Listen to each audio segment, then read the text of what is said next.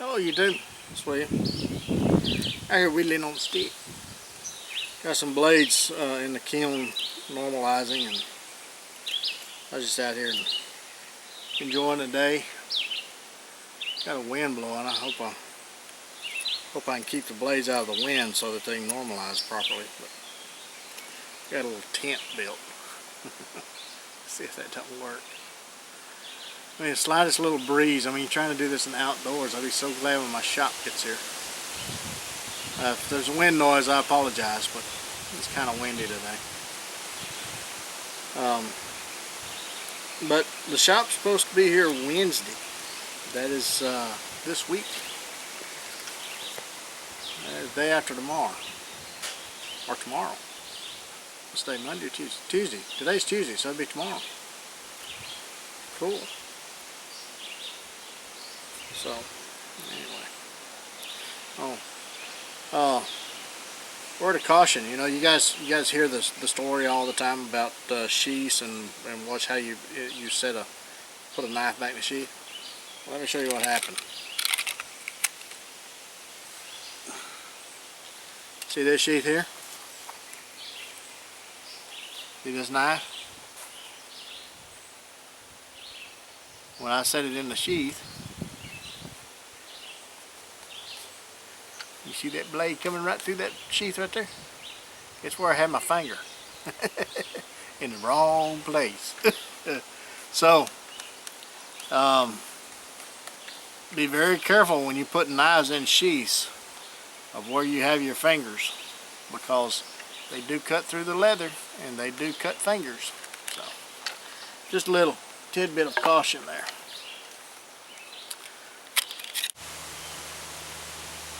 Back's doing much better. Went to the doctor yesterday, the medical doctor, and I still got a pinched nerve, but it's getting better. He's wanting to do an MRI to see how it's doing, so I'll probably have to go get an MRI done at some point. But it's doing a lot better. I'm hoping that I can go on a little hang here not too long from now, just a couple of nights maybe a night or two. And been in the woods since first week in December. Man, I am missing it. I really am.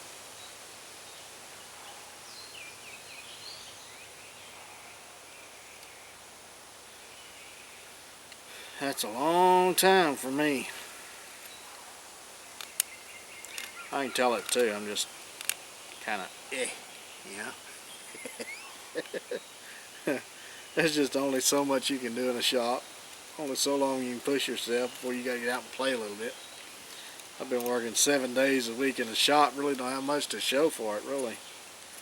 I've completed a few orders, but man, I tell you what, trying to learn this new equipment has been just kicking my little rump. I think a lot of it is it's open air, and I think this kiln is designed for closed spaces, and you gotta catch it just right, or that wind's gonna knock your tempering off. So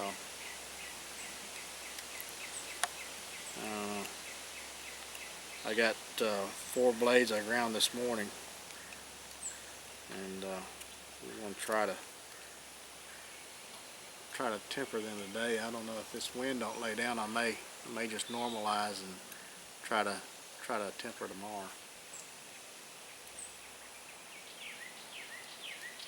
Because that wind does not bode well with tempering. Normalizing either, but at least I got a tent for that. The problem is, by the time you pull it out of the kiln, try to dip it in the oil, then that blade's already cooled so much that you're not going to get an optimum hardening. So we'll see what the wind does.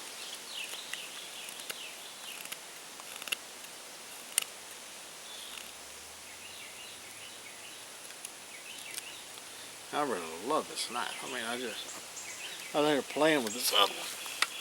This little, when I say little, it's watch your fingers. It's actually a drop point. but see, my logo's messed up, so I don't know what I'm gonna do with it. I don't know what I'm gonna do with it yet. I don't like to sell knives like that.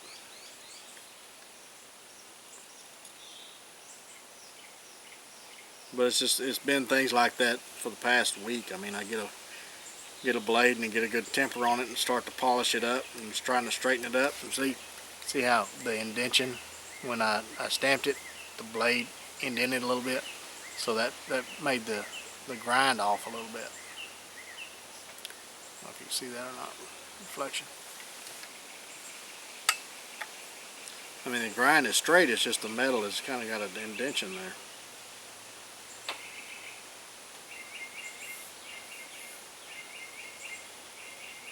You can sell them as seconds, but before you know it, they on the market as first. I don't like doing that. So, I don't know what we'll do. But anyway, I was whittling on the stick with this one, just testing it out. I mean, it's a good knife. It's got got good geometry and everything. But there's just something about that angle of that blade that it just bites.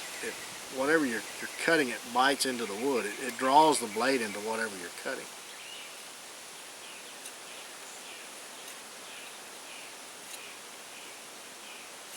So that there, I just really like that design. I mean, it's not too big, not too small. I mean, there's something to be said. I love big knives. For a belt knife, they're fantastic. For a large knife, I'd rather have a large knife as a belt knife than I had a small knife.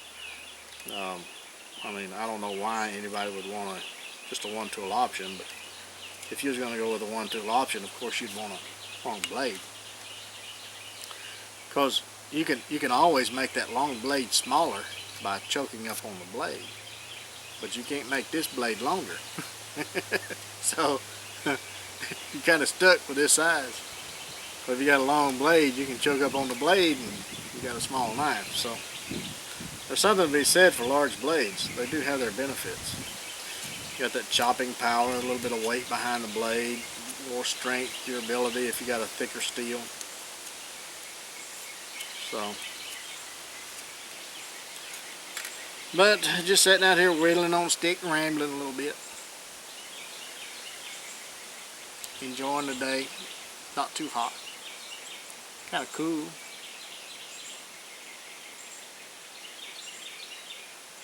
Waiting on some normalization. When the kiln heats up, it takes it about an hour to get up to temperature.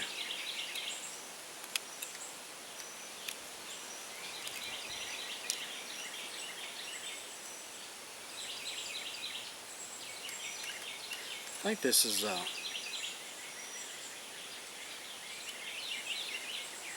hackberry maybe, or hawthorn. Maybe hawthorn. Yeah, I think it's hawthorn. I mean, it's not a soft wood. It's very dense. But this knife here just eats through it like it's just nothing.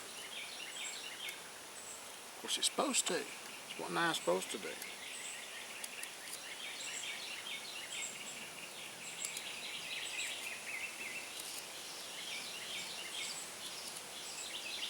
See, put your finger on that up there at the top.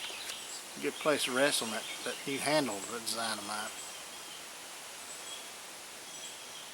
And just rest it up there. You don't have to put it on the blade, so that blade's sharp. Spines. Yeah, it's sharp. For scraping bark and stuff. And ferro rod. But you can put that finger up there, and you got power behind the blade. Or you can do is use it as a thumb push cut. Just put your thumb on that, and saves your thumb.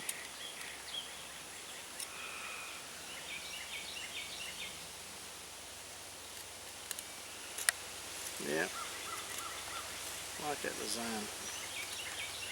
I think the Daily Chore was a good name for this knife.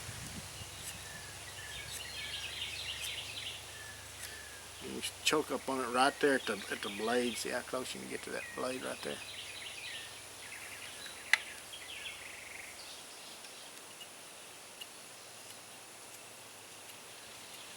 Some people think that just designing a knife means that it's a blade shape and of whatever you think is fancy, a sharp edge, and a handle. Well, I think there's more to it myself. I think design follows function, and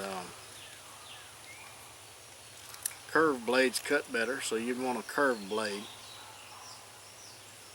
You just kind of, and you want a blade that's angled to wherever you're cutting, so it leads the blade into whatever you're cutting. It also, like I said in the introduction video, it raises your hand above whatever you're cutting, so gets it out of the way. It's just a better design. Now you can do a drop point, which does the same thing because of this drop here. But and I do have a little bit of a slight indentation here, because you can see if I lay see how the blade is kind of wider here than it is here. So it does have a little bit of a blade leading to it, but this one is more pronounced.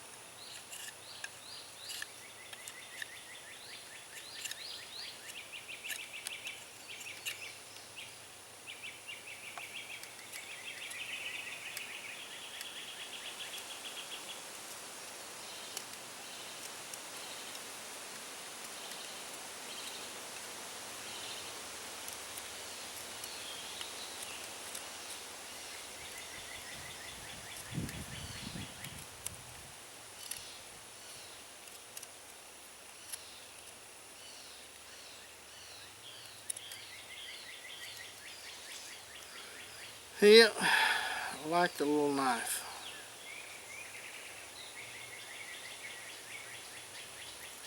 And that neck carry, when the blade just goes in there and you grab it, hear it click.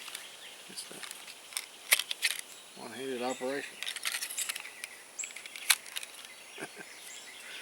I like that carry. I mean, it's not the most traditional method, but hey, I think it works better. I mean, it scratches the blade up a little bit, but who cares? I mean, I'm using the knife. It's not a presentation piece. It stays in the safe.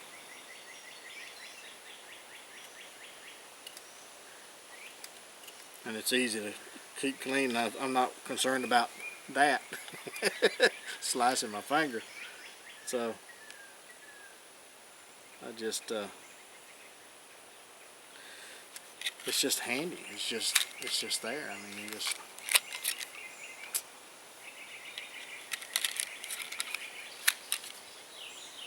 I don't have to sit there and try to find it in a chair and all this other stuff.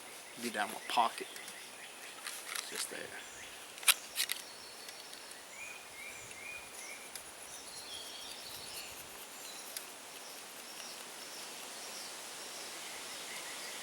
And there comes a point to where, I mean, if you wear one long enough, it's just second nature. I mean, you don't feel it, you don't notice it. I mean, like I said in the wide neck knives, but I mean, they'll hang in your way if you don't put it in your shirt or something, if you're bending over a lot trying to do a task. But really, how often do you do that? I mean, not very often, really. Or I don't.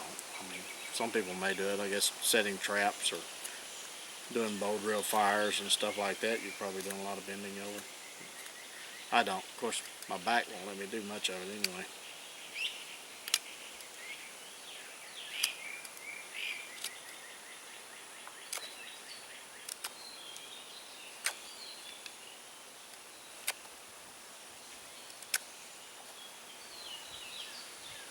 Well, yeah, I guess I better go check out my blades.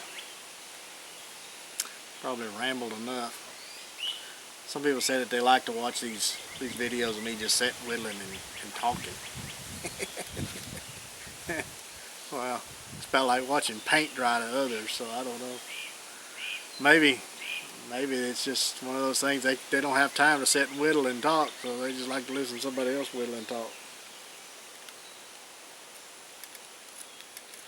But anyway. When you do get a chance, get in the backyard, whittle on a stick. Take a child with you. Teach that child how to whittle on a stick, because it is an art. It may not look like much of an art. Maybe it's modern art with an ancient flair. But pass on the knowledge. Don't keep it all to yourself. If you do, take plenty of band-aids, and well, you're going to need a few knives. We'll catch you again soon. Bye.